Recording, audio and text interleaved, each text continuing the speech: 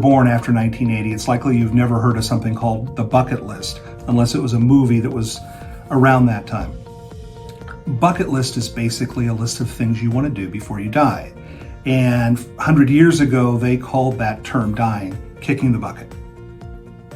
Well, everybody wants to have a list of their goals, and I'm a big believer in setting and achieving goals, and one of the ways you do that, obviously, is by writing a list and thinking of things you want to accomplish before you die. And I have a list like that. But in terms of crisis, when things immeasurably change like they have now, it causes a reset in the back of your mind that you need to bring to the front of your mind.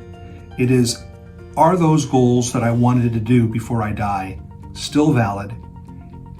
And or does it change the priority in which I wish to accomplish them? And I'll go over this when I explain how to use this, but in terms of the introduction, it's really important. One of the benefits of going through a world crisis, a crisis of any kind, is that it can allow you to step back and say, what's really important in my life? What was really important to me a year ago, 5 years ago, 10 years ago, may not be that important today. And so it's time to rethink. And this tool, the Bucket List Reprioritizer, helps you focus on what's important now as you reset your goals and objectives for the rest of your life. I've been assuming in developing the Reprioritizer that you have already developed a bucket list, or perhaps you have a bucket list and you've never written it down. Well, really, anytime you have goals, got to write them down. So if you don't have a bucket list yet, you can use the first two columns, no problem at all.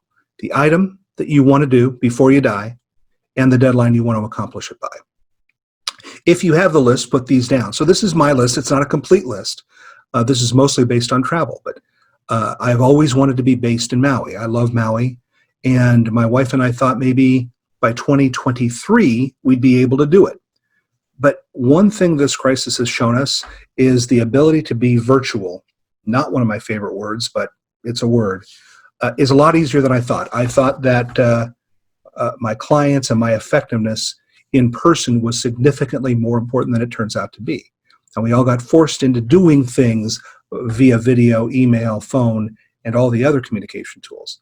But what it's told me is I don't have to wait. And one thing this crisis has taught me is why wait? You never know when something's going to hit you. So if you have goals, accelerate the goals. Why not? Another one would be spending 75% of my work time creating and delivering content like this. This is what I love doing. I think that has slowed me down a little bit, the crisis. I'm going to have to figure out what my clients need. There's a lot of hand-holding going on right now, a lot of information that needs to be communicated with clients. So I think that's postponed it.